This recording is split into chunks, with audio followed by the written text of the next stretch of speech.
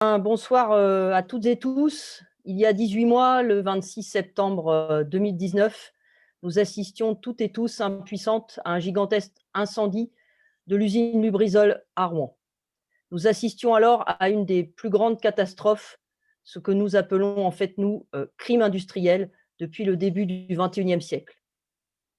Le 31 mars, dans quelques jours, cette puissante multinationale va tenter de faire annuler sa mise en examen et aussi le procès-verbal de l'Adréal, qui a constaté pas moins de 2 délits et 11 contraventions à la législation en vigueur. Au nom du collectif unitaire Vérité et Justice pour Lubrizol, nous voulons toutes et tous ce soir, réunis autour de notre émission en ligne, tenir notre mobilisation que nous avons engagée depuis maintenant ces 18 mois. Plus que jamais, nous sommes mobilisés aux côtés des riverains, des salariés, des exploitants agricoles pour réaffirmer la volonté de faire payer Lubrizol, le pollueur coupable qui continue à bas bruit de polluer et de nous polluer l'existence. Avec la complicité de l'État, au sommet bien sûr, le gouvernement Macron, mais plus généralement, l'appareil d'État, de la préfecture jusqu'à tous les donneurs d'ordre qui, depuis des années, ont fermé les yeux sur Lubrizol et ses pratiques extrêmement douteuses.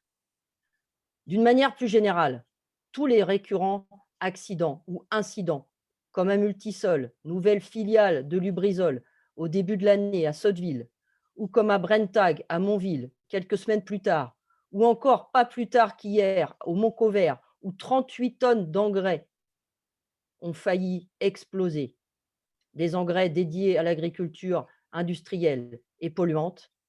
Tout cela nous montre que nous devons rester vigilants et plus que jamais mobilisés pour que l'État impose de vraies mesures de protection face aux industriels qui ne pensent qu'à leur profit. Depuis 18 mois, notre collectif unitaire se réunit, organise des initiatives de rue, mobilise, informe. Et comme ce soir, nous avons envie de faire le point sur un certain nombre de points de détail dont, bien sûr, tous les intervenants autour de cette visio viendront plus en détail tout à l'heure expliquer où en est-on sur la santé, sur les registres, sur la question de l'intervention judiciaire. Et bien sûr, nous leur passerons la parole les uns après les autres. Depuis 18 mois, ce collectif unitaire, qui est formé de différentes organisations syndicales, CGT, Solidaire, FSU, le SMG, la Confédération paysanne, qui est fondée aussi par des associations de victimes, comme l'Association des sinistrés de Lubrizol, comme l'Union des victimes de Lubrizol, comme le collectif Lubrizol et Abray, qui est formé aussi d'associations de défense de la nature et de l'environnement, de nombreux partis politiques de gauche, d'extrême gauche et libertaires. Ce collectif, bien sûr, aujourd'hui, veut vous donner un point d'information, mais bien aussi veut vous appeler à vous mobiliser toutes et tous dès demain dans les rues, le 27 mars, pour, entre guillemets, faire en sorte que plus jamais ça, Lubrizol pollue et continue à nous polluer. Ce soir interviendront, dans l'ordre, Gérald Lecor, au nom de la CGT, puis ensuite Franck Prouet, au nom du syndicat de la médecine généraliste, puis ensuite Annie Thébault-Moni de l'association Henri Pézra, puis Jean-Claude Garret de Sud Chimie, puis Simon de Carvalho de l'association des sinistrés de Lubrizol, et enfin Leïla Messaoudi de la gauche révolutionnaire conclura. Pour ma part, Marie-Hélène, au nom de Solidaire 76, j'espère que vous allez à la fois vous informer et vous sentir prêt à vous mobiliser de nouveau dans les jours qui viennent pour que plus jamais Lubrizol pollue nos vies et continue à faire ses profits. Je vais passer donc la parole immédiatement à Gérald Lecor pour la CGT qui va faire le point sur les questions à la fois juridiques et bien sûr la bataille que nous avons menée sur la question des plaintes au pénal depuis 18 mois. Eh bien, bonjour à tous. Effectivement, un petit point rapide sur l'avancement de la procédure pénale depuis notre dernière réunion publique la veille de la manifestation du 26 septembre. Un point en deux temps. D'abord, pour bien comprendre l'enjeu de l'audience qui aura lieu mardi 31 mars prochain devant la chambre d'instruction de la Cour d'appel de Paris. Et dans un deuxième temps, pour faire un point d'étape sur l'expertise judiciaire qui a été menée. Alors évidemment, tout le monde se rappelle, 26 septembre, hein, cet énorme incendie qui touche Lubrizol et son voisin Normandie Logistique, avec des premières investigations des services de police qui vont aboutir le 29 octobre à une information judiciaire contre X pour destruction involontaire par incendie, mise en danger de la vie d'autrui, déversement de substances nuisibles, exploitation d'une installation classée non conforme et blessure involontaire. Dans le cadre de cette information judiciaire, 3 juges d'instruction sont nommés et ces juges d'instruction découvriront à la mi-novembre 2019 un procès verbal de la DREAL daté du 28 octobre 2019 et qui fait état de pas moins de 2 délits et de 9 contraventions dressées à l'encontre de la société Lubrizol. Ça amènera les juges d'instruction à procéder fin février, d'une part, à la mise en examen de Lubrizol, notamment pour exploitation non conforme d'une installation classée pour l'environnement, et placera la société Normandie Logistique, elle, sous le témoin de témoins assistés. Alors, quel est l'enjeu de cette audience du 31 mars devant la chambre d'instruction de la Cour d'appel de Paris?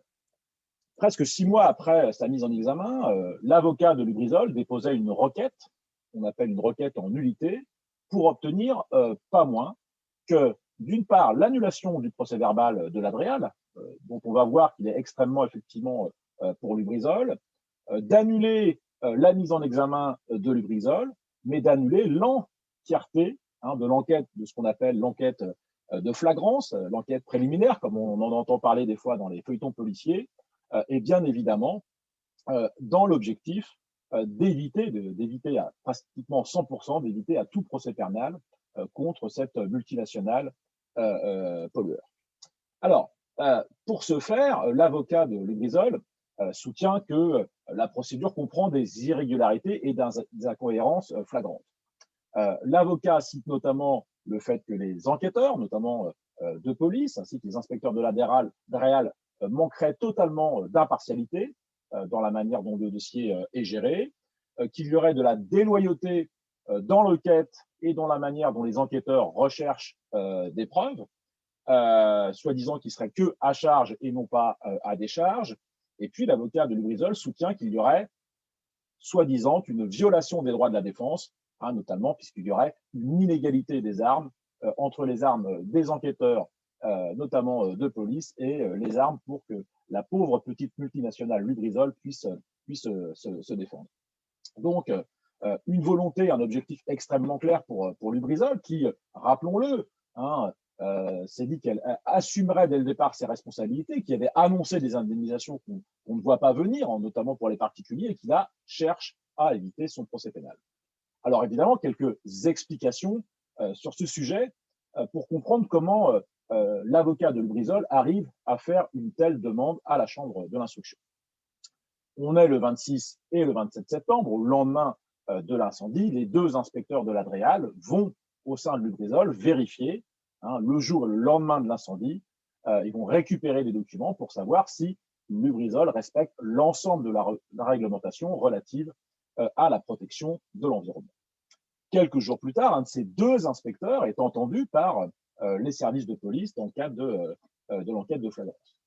Et à croire l'avocat de Lubrizol, en tout cas c'est ce qu'il écrit dans sa requête, je cite, l'avocat indique, l'inspecteur de la DREAL a expressément déclaré aux enquêteurs que la DREAL n'avait constaté, découvert, relevé aucune non-conformité d'exploitation, aucune erreur, aucun manquement de la part de Lubrizol susceptible d'avoir un lien direct ou indirect avec les faits de l'enquête. Voilà ce qu'a compris Lubrizol de l'audition de l'inspecteur de travail, de la DREAL face à la police. Bref, à en croire la lecture que Lubrizol fait du dossier pénal, tout va bien chez Lubrizol. En même temps, c'est pas très surprenant que l'avocat ait un peu cette vision-là, puisque rappelez-vous que dans les jours qui ont suivi l'incendie, tant l'ex-maire de Rouen, Yvon Robert, disait que Lubrizol était une société exemplaire, mais y compris notre préfet préféré, M. Durand, effectivement, considérait que Lubrizol était plutôt le bon élève vis-à-vis de la protection de l'environnement. Ainsi, Lubrizol feint la surprise en découvrant quelques semaines plus tard, fin octobre, début novembre 2019, le procès verbal de l'Adréal, qui est extrêmement précis, concis, et qui relève 9 contraventions et 2 délits, c'est-à-dire pas seulement une erreur, mais on a au moins 11 infractions qui sont extrêmement constituées et bien détaillées dans le procès verbal. Mais pour Lubrizol, qui refuse effectivement de reconnaître ces infractions, il faut trouver une défense qui est articulée de la manière suivante. On nous décrit des inspecteurs de l'Adréal qui ont agi, je cite, au plus vite face à l'exigence de vérité publique, au risque de commettre des irrégularités extrêmement graves, dans un contexte marqué, je cite, par des violentes attaques médiatiques et politiques. Bref, la description que fait l'avocat de Lubrizol, c'est presque si comme Macron avait appelé directement les 2 enquêteurs de l'Adréal pour lui demander d'aller mettre un procès verbal à une multinationale qui est dirigée par le milliardaire Warren Buffett. Tout le monde voit bien que, évidemment, ce n'est pas la configuration du dossier juridique tel qu'il est. Alors, si on veut résumer cette position de Lubrizol, en gros, on peut la comprendre d'une certaine manière, parce que c'est vrai que dans l'acte 1, avant l'incendie, Lubrizol, l'Adréal et le préfet Durand, c'est un peu copain-copain. Tout ça, c'est bien cool. On n'est pas très vigilant sur la réglementation. Y compris après l'incendie, le préfet Durand nous redit, Lubrizol respecte la réglementation, mais manifestement, tant le préfet que le gouvernement, sous la pression, c'est vrai, sous la pression de la mobilisation des manifestants, ont dû quand même, et la démonstration que Rouen était une ville polluée, et pas que Rouen, aussi l'ensemble de l'environnement, ont dû revoir effectivement leur position, et que maintenant que Lubrizol a commis le crime industriel, c'est quand même surprenant que Lubrizol se plaint de la déloyauté des inspecteurs de l'Adréal qui n'ont fait que constater des manquements à une réglementation qui existait. Alors, comme on le dit depuis le début, depuis les premières manifs, c'est pas parce que Lubrizol est coupable que ça n'enlève pas d'ailleurs la responsabilité de l'Adréal. Il est peut-être probable que l'Adréal et le préfet Durand n'aient pas fait le travail en amont de l'incendie, raison pour laquelle, avec l'ensemble des organisations du collectif unitaire, avec l'ensemble des avocats qui nous appuient, on travaille et on continue à travailler sur la mise en cause de la responsabilité de l'État pour faute. Voilà, c'est quelque chose qui nous tient extrêmement à cœur. Alors revenons à notre procédure et notre audience du 31 mars. Quelle chance Lubrizol a de gagner? On espère, en tout cas, c'est la vision qu'on a de la situation juridique, qu'il y a quand même peu de chances pour que Lubrizol gagne son procès et obtienne l'annulation de sa mise en examen. Cependant, il faut être prudent et avec l'ensemble des avocats qui défendent nos organisations et les parties civiles, on sera présent à l'audience pour défendre notre point de vue et éviter que Lubrizol gagne cette manche dans la bagarre judiciaire. Alors, pourquoi Lubrizol a peu de chances de gagner? Parce que, évidemment, la ficelle est un peu grosse. Ça donne quand même l'impression que, y compris l'avocat de Lubrizol, n'a pas bien lu, ou en tout cas, il a fait exprès de ne pas bien lire les auditions qui sont réalisées face à la police et notamment de l'inspecteur de l'Adréal. Cet inspecteur de l'Adréal, d'ailleurs, qui n'a jamais dit aux enquêteurs que l'Adréal n'avait pas constaté d'infraction, et il a indiqué d'ailleurs être en attente d'éléments que Lubrizol devait leur fournir. Et puis, pour l'instant, même s'il faut être prudent, on a des conclusions du parquet général qui, lui-même, conclut au rejet de la requête de Lubrizol. Alors, je ne fais pas plus long sur ce premier point. Il y a d'autres arguments un peu très techniques et très, très juridiques, mais sur lesquels on pourra revenir, notamment peut-être dans nos études. Deuxième point de cette intervention, petit point sur l'expertise qui a été demandée donc par le parquet et les juges d'instruction, une expertise réalisée par les services spécialisés de la gendarmerie nationale, ce qu'on appelle l'OCLAESP, dont l'objectif de cette expertise était de déterminer d'une part la localisation de l'incendie et les causes de l'incendie. Contrairement à ce qui a été publié dans la presse, les experts sont très clairs et le rapport d'expertise est extrêmement documenté. Il est déterminé que la zone de l'incendie se situe bien au sein de l'entreprise Lubrizol, dans un endroit qu'on appelle un stockage à l'extérieur du bâtiment A5, dans une zone effectivement qui est extrêmement proche des locaux de Normandie Logistique. De ce point de vue-là, c'est bien documenté et techniquement, on peut dire quand même que ça tient la route. Par contre, sur la question des causes de l'incendie, dans leurs conclusions, les experts retiennent deux causes probables. D'une part, un défaut sur un lampadaire qui surplombait donc de ce stockage de produits dangereux et comburants, ou deuxièmement, une possible intervention, une détérioration accidentelle d'un conteneur de produits chimiques avec un engin de manutention. Alors, cependant, sur ces deux causes d'incendie, là, les experts manquent de précision. D'une part, parce qu'il apparaît que les experts n'ont même pas eu accès aux éléments concernant le lampadaire, ce qui est quand même un peu surprenant. Et concernant le risque, la possibilité d'une détérioration accidentelle, les experts notent bien qu'il y avait une activité dans la zone de stockage peu avant l'incendie. D'ailleurs, on note que c'est contraire à ce qu'avait soutenu Lubrizol jusqu'au dernier moment, que l'hypothèse d'une fuite de liquide depuis l'un des conteneurs demeure envisageable. Cependant, les experts ne disent rien sur l'énergie nécessaire pour qu'un chariot élévateur crève un conteneur et que l'énergie soit suffisante pour qu'il y ait une inflammation des produits chimiques, et ne disent rien sur la solidité de ces conteneurs, et notamment ce qu'on appelle des IBC, qu'on voit un peu partout dans les industries chimiques, qui sont extrêmement dangereuses et qui se percent effectivement facilement. Et il faudra effectivement que les experts continuent sur cette piste-là. Et puis, on a au moins deux autres pistes d'hypothèses qui sont écartées sans explication probante.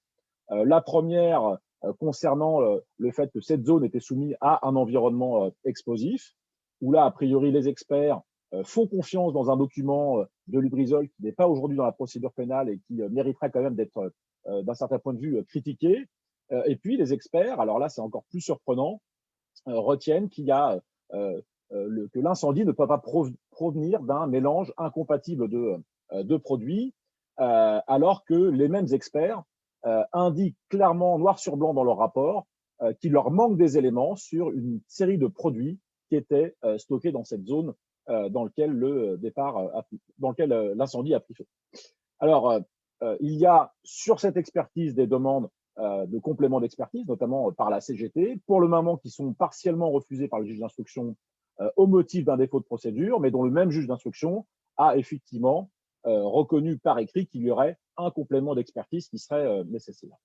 Alors, pour conclure, dans les 30 secondes, évidemment, une des bagarres, et c'est aussi l'objet de la manif du 27 mars, c'est de montrer notre présence, mais c'est de remporter une manche dans la bagarre judiciaire avec l'audience du 31 mars, où nous serons présents les uns et les autres, pour que la Cour d'appel rejette cette demande d'unité de la part de Lubrizol, et puis de continuer cette demande d'expertise, cette demande d'acte auprès des juges d'instruction pour qu'on finisse par connaître la vérité sur les sources effectivement de l'incendie et sur les raisons qui ont fait que cet incendie a pris effectivement des proportions extrêmement inquiétantes.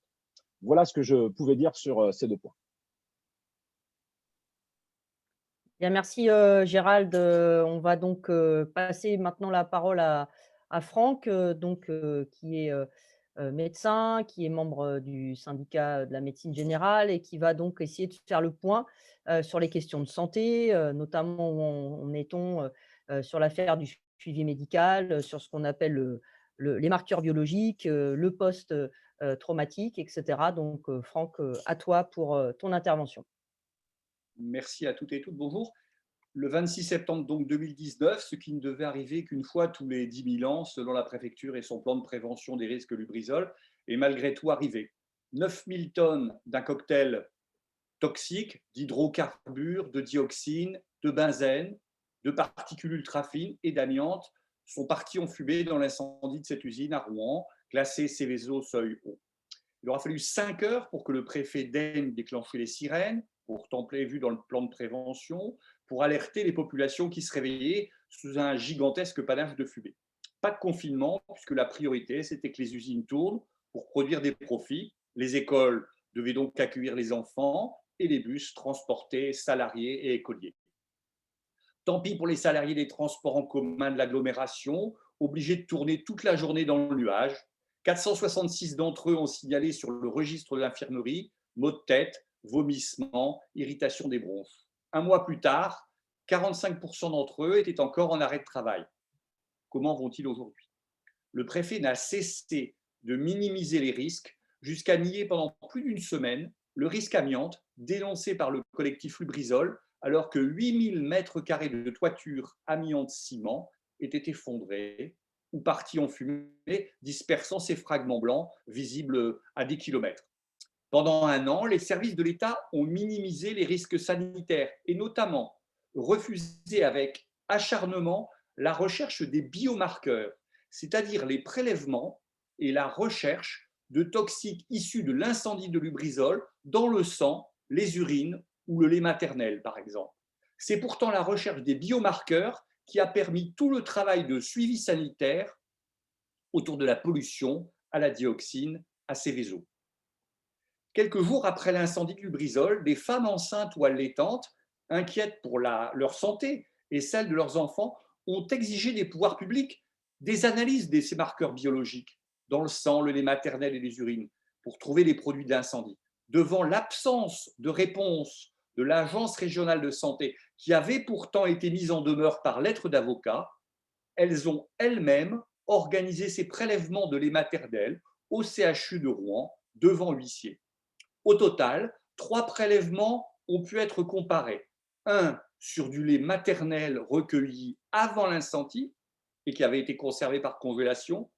Un autre à proximité immédiate de l'incendie, le 7 octobre, et un dernier à distance de l'incendie, le 13 novembre 2019, pour comparaison. Sur les 3 molécules recherchées, l'éthylbenzène, le toluène et le xylène, il apparaît un net pic de concentration de ces hydrocarbures dans le prélèvement du 7 octobre, donc juste après l'incendie, et au contraire, une stabilité entre les résultats du prélèvement d'avant l'incendie et celui à distance de l'incendie. Je prends un exemple, les taux d'éthylbenzène dans le lait maternel ont été multipliés par 7 dans le prélèvement qui suit juste l'incendie. On sait que le benzène, l'éthylbenzène, est responsable de leucémie, notamment chez les jeunes enfants. Le refus acharné de l'État d'organiser le suivi par marqueurs biologiques, exigé par tous les spécialistes, équivaut à se rendre volontairement aveugle sur les conséquences sanitaires à long terme de l'exposition aux différents polluants de l'incendie de Lubrizol. L'association Respire et son questionnaire ont pu démontrer une exacerbation des signes pour ceux qui avaient des difficultés respiratoires, une aggravation des troubles anxieux. Alors, les troubles anxieux, à plus d'un an de l'incendie de Lubrizol, j'ai eu l'occasion d'utiliser le questionnaire PCL5, un questionnaire standard international recherchant plus de 20 symptômes de stress post-traumatique, utilisé par exemple pour le suivi des victimes du Bataclan. Il montre chez certaines personnes exposées la persistance d'un trouble anxieux sévère qui se manifeste à la suite d'une expérience vécue comme traumatisante, avec une confrontation à des idées de mort, des flashbacks, des cauchemars, une hypervigilance, une hyperréactivité, malgré toutes les tentatives d'évitement. Un syndrome de stress post-traumatique particulièrement invalidant. Troubles respiratoires, disait l'association Respire, au-delà des syndromes immédiats d'irritation, de décompensation de pathologies respiratoires, je pense à l'asthme, à l'emphysème, de création de syndrome respiratoire par la pollution, on parle alors de syndrome de Brooks quand cela dure plus de 3 mois, qu'en est-il à long terme? Dans les premiers jours, après avoir nié le risque amiante, la préfecture a dû concéder des taux autour de 3 fibres d'amiante par litre dans ses prélèvements et jusqu'à 4,8 fibres d'amiante à Préau, une vingtaine de kilomètres au nord de Rouen. Mais pour dire aussitôt qu'il n'y avait pas de problème, car la norme, héritée des années 70, était pour la préfecture de 5 fibres d'amiante par litre. Rappelons-le, l'amiante est un cancérigène sans seuil. Ça veut dire qu'il n'y a pas de seuil au-dessus duquel il y aurait des cancers et au-dessous duquel il ne se passe rien. 5 fibres par litre, ce qui rassurait beaucoup la préfecture, c'est simplement le taux moyen de pollution amiante dans les années 70. Mais grâce aux interdictions, la pollution amiante a baissé à 0,47 fibres par litre en 1993, puis 0,08 fibres par litre en 2011. L'incendie de Lubrizol aura multiplié les taux d'amiante d'un facteur 30 à Rouen et jusqu'à 60 à Prévost. On sait que l'amiante peut être responsable d'asbestose, c'est-à-dire d'insuffisance respiratoire, mais jusqu'à 25 ans plus tard, après exposition, de cancer de la plèvre, mais aussi des poumons, du larynx, du péritoine. Plus généralement, l'incendie de Lubrizol va aggraver une pollution atmosphérique qui fait chaque année en France 46 000 morts, selon Santé publique France. La troisième cause de mortalité, qui prive déjà les Rouennais de 15 mois d'espérance de vie. Alors le collectif n'a aucune confiance dans l'enquête de l'Agence régionale de santé sur le ressenti des populations, qui arrive d'ailleurs avec plus d'1 an de retard, et exige un réel suivi de santé des populations, notamment par la mise en place d'un suivi de l'évolution des pathologies chroniques, je me posais la question par exemple des salariés des transports en commun, ainsi que de registres des malformations congénitales et des cancers. Nous exigeons aussi un débat contradictoire et citoyen sur les risques santé, l'application du principe pollueur-payeur, évidemment la limitation de la pollution chronique, nous avons déjà eu tout notre sou, et la mise en œuvre de moyens, de mesures contraignantes vis-à-vis des industriels et des sanctions pénales exemplaires afin qu'ils arrêtent de jouer avec notre santé, celle des riverains, mais aussi celle des travailleurs des usines à risque. Merci et à bientôt dans la rue. Merci Franck. On va poursuivre sur les questions de santé donc avec Annie Thébomoni qui est membre de l'association Henri Pézra et qui va faire le point sur la question des registres de cancer. Oui, dans le prolongement de ce que vient de dire Franck, il est très important de comprendre que ce qui s'est passé à Rouen avec cet incendie de Lubrizol, c'est une pollution avec des produits toxiques dangereux à court, moyen, long terme. À court terme, Franck a évoqué un certain nombre des problèmes qui se sont posés, mais pour véritablement comprendre l'évolution de la santé des riverains, des travailleurs qui se trouvent impactés par cet incendie, il est extrêmement important d'utiliser cet outil de référence de la santé publique qu'est le registre.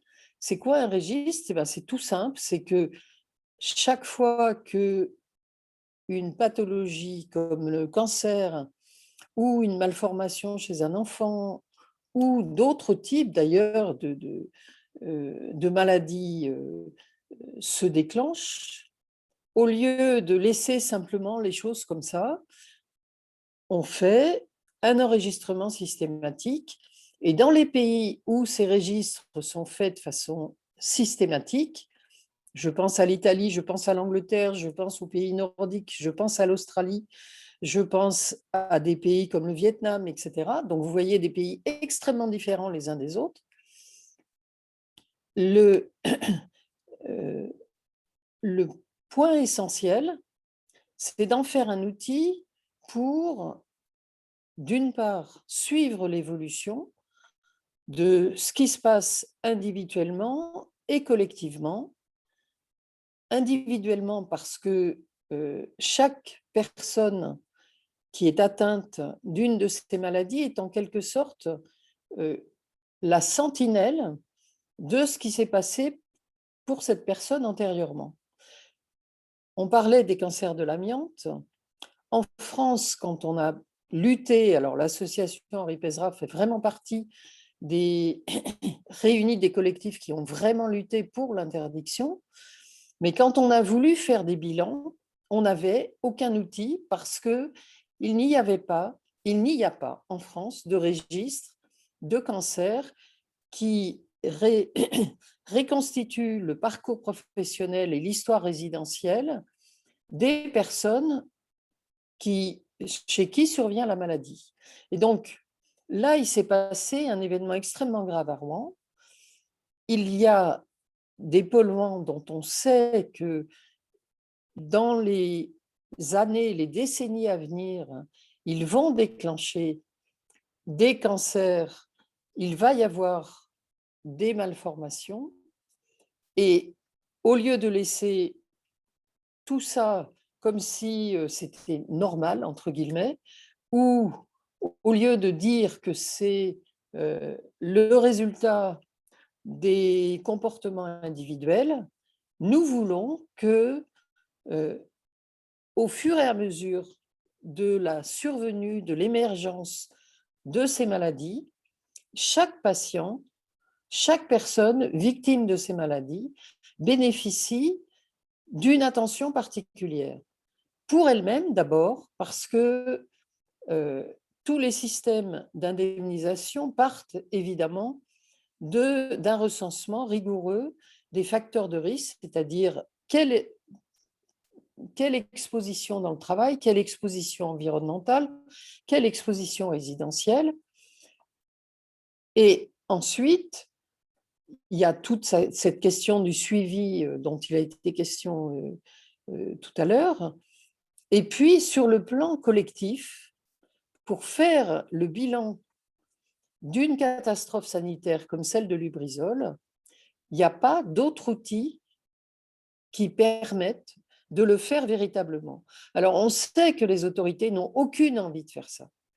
Mais je vais prendre l'exemple du World Trade Center, quand il y a eu les attentats du World Trade Center, qu'ont fait, non pas d'ailleurs les autorités dans un premier temps, mais ça a été plutôt des initiatives qui partaient d'unités de santé publique et de collectifs syndicaux ou citoyens pour permettre la mise en place d'un suivi et d'un recensement systématique des pathologies sous forme de registre. Et aujourd'hui, on est en mesure de lire des publications qui permettent de connaître de façon extrêmement précise quels ont été quel a été l'impact sanitaire de cette catastrophe qui n'était pas seulement une question d'attentat, mais le World Trade Center était bourré de produits toxiques et les responsables de ces registres sont capables de dire aujourd'hui quel est l'excès de cancer attribuable au World Trade Center. Et nous souhaitons qu'il soit possible de faire ça à Rouen avec les conséquences de l'incendie de Lubrizol, parce que ce n'est pas acceptable qu'on ait des catastrophes de ce genre qui se renouvellent. Il y a eu AZF en 2001, il y a eu Lubrizol en 2019. Que s'est-il passé entre les deux? Pourquoi la santé publique n'a-t-elle pas pris les mesures qu'il fallait? Il y a eu la catastrophe de l'amiante. On est toujours avec la même demande, y compris par rapport aux victimes de l'amiante. Donc, cet outil de santé publique est un outil de référence. Je suis chercheur en santé publique. Je sais que cet outil est indispensable pour la prévention des cancers du futur, pour la prévention de catastrophes industrielles comme celle de Lubrizol. Merci. Merci Annie. Et justement, ça va donc nous permettre de faire une transition pour discuter avec Jean-Claude, donc, qui est salarié de la chimie et militant à Sud Chimie. Qu'est-ce que la catastrophe, le crime industriel de Lubrizol a changé en termes de législation? Est-ce que tu peux, Jean-Claude, faire le point? Est-ce que vraiment quelque chose a changé ou pas? Alors oui, tout d'abord, bonjour à toutes, à tous. Oui, on peut rebondir sur la question que posait Annie tout de suite. Qu'est-ce qui s'est passé depuis AZF? Qu'est-ce qui s'est passé depuis Lubrizol? Qu'est-ce qui s'est passé entre les deux? Alors, il s'est passé des choses. Au niveau de la réglementation, au niveau de la législation, il s'est effectivement passé des choses.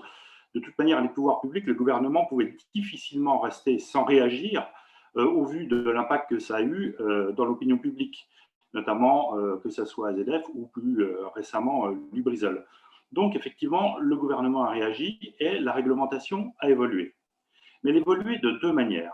Une bonne manière, c'est-à-dire qu'en fait, il y a une réglementation qui est parue fin d'année dernière, en septembre 2020, c'est un pacte législatif qu'on appelle la réglementation post-Lubrizol, qui porte bien son nom puisque ce sont des éléments législatifs, réglementaires, qui apportent des réponses à des problèmes qui avaient été soulevés par la catastrophe de Lubrizol. Bon, on ne va pas revenir dessus, Gérald en a parlé, chacun a pu s'exprimer là-dessus, on ne va pas revenir sur le détail de tout ce qui a pu amener à ça, mais on avait déjà pu identifier à l'époque, nous très rapidement, les pouvoirs publics ensuite, pas mal de dysfonctionnements. Alors, la réglementation post-Lubrizol, elle apporte des réponses, j'allais dire, calibrées pile poil à l'accident de Lubrizol.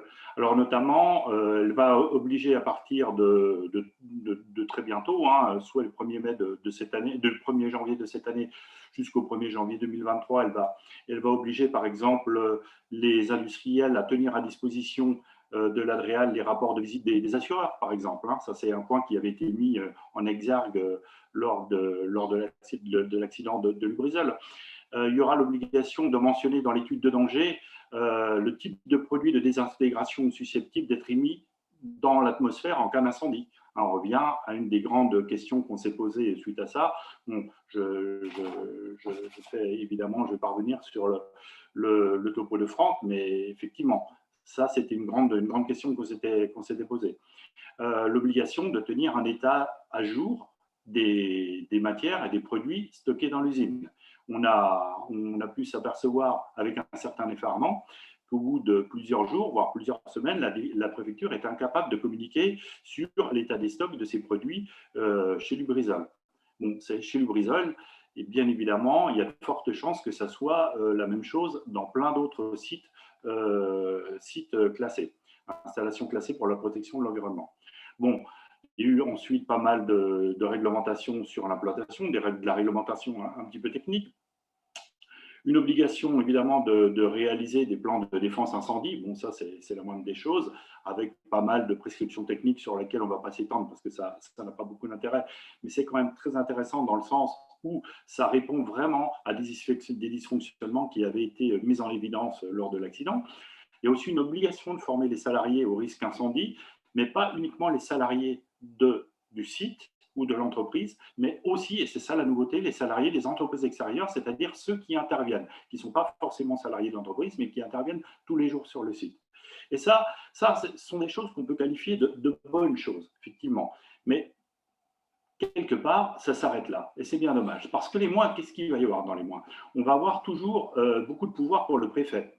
Le préfet, la Commission européenne, il y a quelque temps, l'a encore dénoncé, notamment dans la mise en œuvre de la directive qui impose l'évaluation environnementale. Le préfet, dans la partie bien précise du cas par cas, est soupçonné par la Commission européenne de conflit d'intérêts. Conflit d'intérêts parce qu'il est à la fois jugé parti. Et ça, c'est quelque chose qu'on sait, nous, en France. Et c'est quelque chose que nous, on savait au moment de Lubrizol et qu'on a pointé aussi à ce moment-là. C'est que le préfet, il est à la fois dans une région garant du développement économique de la région et donc de la bonne santé et du développement des entreprises, et il est garant de la sécurité des populations et du maintien en état de l'environnement. Et donc ça, c'est du conflit d'intérêts. Et ça, la législation, elle ne revient pas là-dessus. Et le pouvoir garde encore énormément de pouvoir. Le préfet garde encore énormément de pouvoir. Il n'y a pas de remise en cause de l'instruction du 6 novembre 2017. C'est une instruction ministérielle qui limitait l'information donnée au public dans le cadre d'un contexte terroriste. On y reviendra tout à l'heure sur cette notion d'information publique parce que c'est quand même très, très intéressant et surtout très important.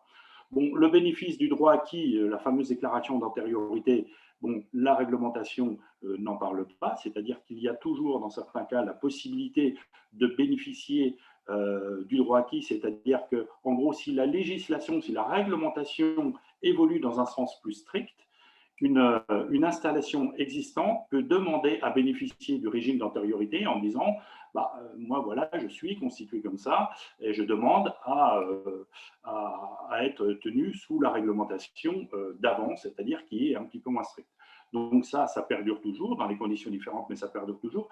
Et on peut dire que ce n'est pas franchement normal. Bon, et puis, surtout aussi, cette fameuse notion d'économiquement acceptable.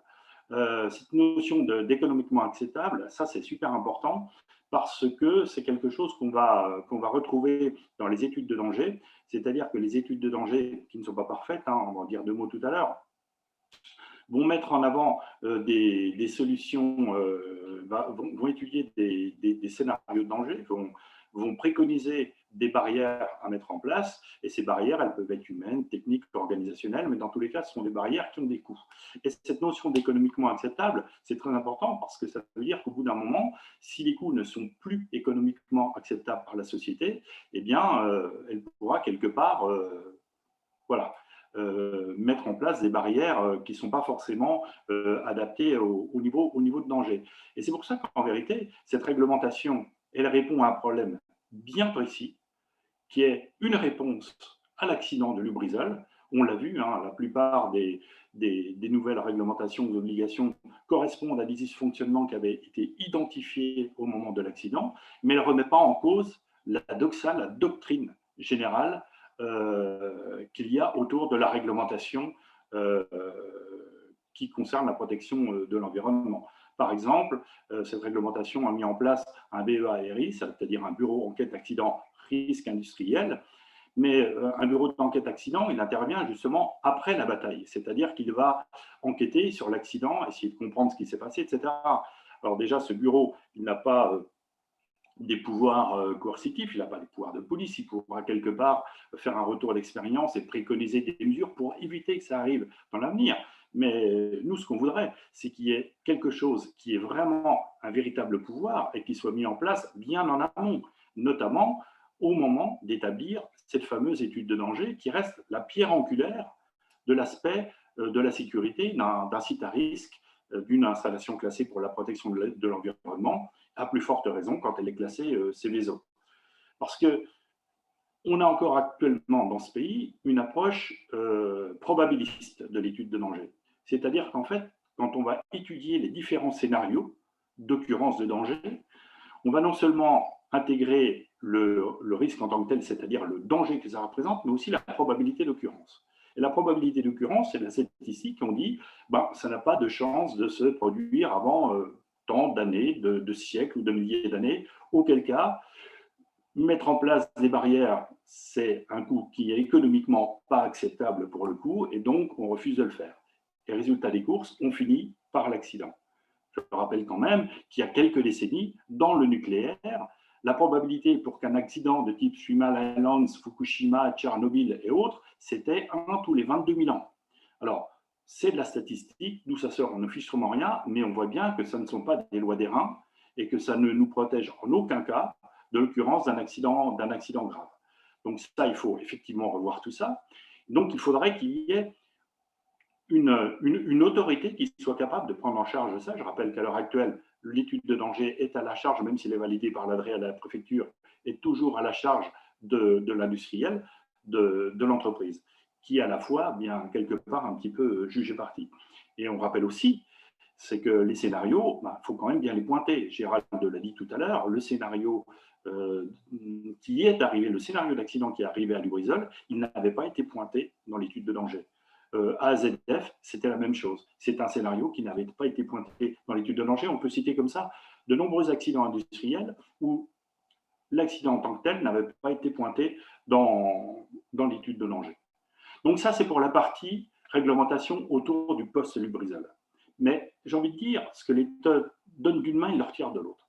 Parce que d'un autre côté, on a une réglementation beaucoup plus large dans le cadre d'une loi qui s'appelle ASAP, dont on a beaucoup parlé, et puis qui, elle, va grandement limiter le droit de l'environnement. Alors, notamment, cette fameuse loi, elle va limiter les possibilités d'actualisation des études d'impact. Études de danger, sont toutes les études qui permettent d'apprécier le risque, justement. Elle va rendre la consultation du CODERST facultative. Elle va restreindre le champ d'enquête publique obligatoire. Ça, c'est très, très important, puisque l'enquête publique, c'est ce qui permet, en amont de l'activité dangereuse, d'avoir un lien avec les proches, les populations, etc., pour pouvoir échanger des informations. Et enfin, elle va donner une exécution, l'autorisation d'exécution anticipée des travaux avant la délivrance de l'autorisation environnementale. Donc on voit que c'est une loi qui est là pour fluidifier, faciliter en vérité, faciliter le travail aux entreprises qui, on le sait, dans ce pays, sont grandement embrumées par une bureaucratie tatillonne. Donc, en fait, on va libérer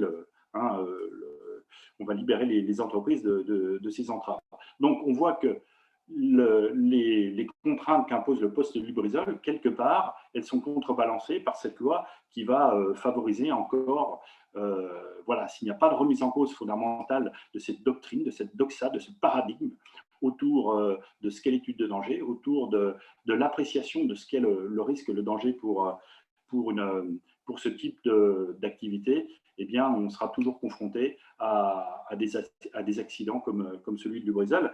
Et j'aimerais terminer sur cet aspect information du public. Donc, l'enquête publique, c'est lié avec l'information du public. Alors, il y a quelque chose qui avait été aussi pointé au moment de l'accident de Lubrizol, qui a été pointé par les sénateurs qui figurent dans le rapport d'enquête sénatoriale, c'est justement l'inadéquation entre la connaissance des populations environnantes, des sites à risque, et puis le risque réel. Et là, il faudrait vraiment se poser la question, il faudrait qu'il y ait un véritable travail, non pas d'enquête publique formalisée, etc., mais de formation des populations. De formation et que ce soit fait en lien avec les travailleurs des sites à risque. Parce que je rappelle que les travailleurs, ce ne sont pas des robots. Ce sont des gens qui sont, quand il y a un accident, souvent les premiers exposés, et qui sont aussi des citoyens, et qui sont souvent les riverains de ces sites à risque. Donc ça, c'est à la fois les travailleurs de l'entreprise et à la fois la population. Et là, il y aurait vraiment un lien à faire en termes de communication entre ces deux mondes, ces deux populations, et puis surtout un effort de formation, et non pas seulement d'information. Quand là, le ministre de l'Intérieur, M. Darmanin, dit qu'on va arrêter les sirènes, puisque les sirènes, c'était l'équivalent du tocsin au Moyen-Âge, et qu'on va tenir un système de messages par SMS, etc., bon, il n'a pas forcément tort. Le problème, c'est que ça ne règle pas tout, puisque un SMS, ce n'est pas quelque chose qui va rassurer. Ce qu'il faut, c'est effectivement qu'il y ait cette analyse, cette appréciation du risque qui soit faite par une autorité totalement indépendante, etc., et qui rende des comptes aux premiers concernés, c'est-à-dire aux travailleurs et aux populations environnantes. Voilà. Merci. Merci Jean-Claude. Dans la continuité sur ce que devrait ou pas, et surtout mieux connaître sans doute les citoyens et la population, je vais passer la parole à Simon de Carvalho, donc, qui est membre de l'association des sinistrés de Lubrizol, qui va donc nous parler de l'expertise citoyenne, en fait de la contre-expertise citoyenne face à celle des patrons et de l'État. Bonjour à tous. En effet, nous allons parler de l'expertise citoyenne donc, que notre association va mener en partenariat avec l'université et les entreprises privées.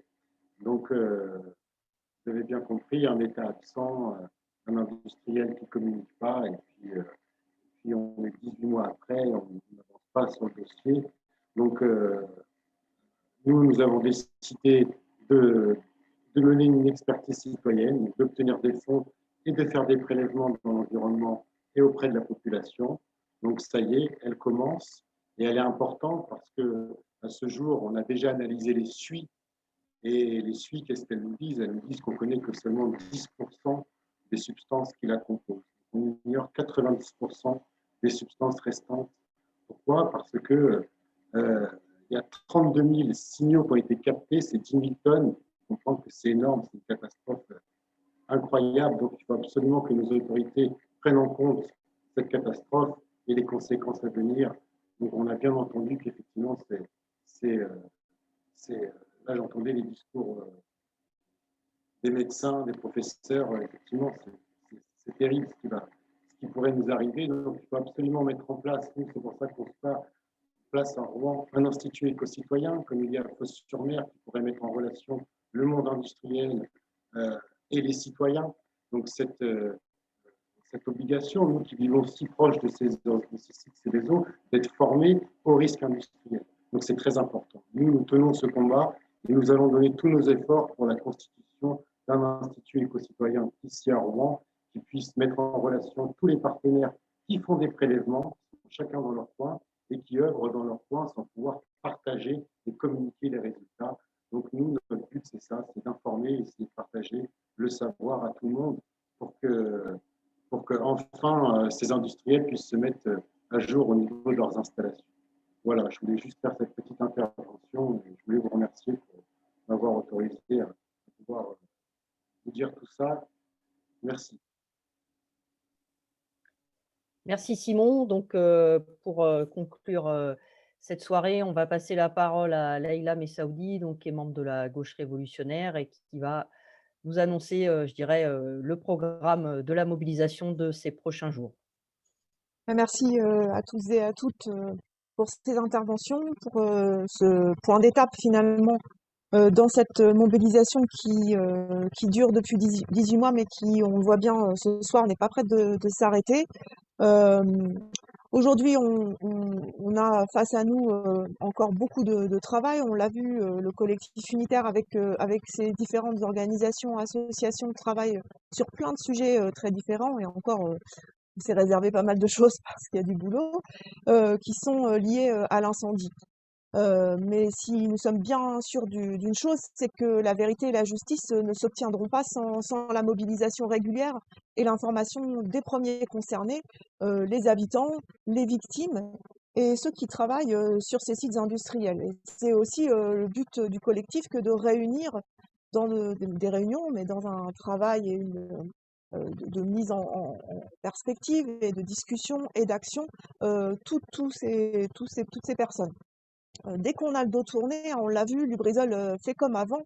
L'usine a rouvert seulement 3 mois après le crime industriel. Aucune information ne sort vraiment du point de vue public de la commission qui avait été mise en place et qui existe toujours autour du préfet, à part lorsque des associations qui en sont membres nous... Et nous n'oublions pas non plus que lors du premier confinement, ça a été un moment très particulier où les odeurs infâmes qui se dégageaient du site ont pollué la vie de pas mal d'habitants. Donc, on l'a dit aussi, l'enquête menée par Santé publique France sur les ressentis suite à cette catastrophe est arrivée bien tard et bien insuffisante. Elle tombe un peu à plat. Et certaines collectivités aussi, et c'est un travail qu'on suit et qu'on essaie de rendre public, c'est un petit peu de savoir qu'est-ce qui se passe entre les collectivités qui ont voilà, des comptes à rendre aux habitants sur la manière dont ils discutent avec Lubrizol suite à cette catastrophe, puisqu'il y a eu des coûts que les collectivités ont payés avec voilà, l'argent des habitants et de ceux qui contribuent.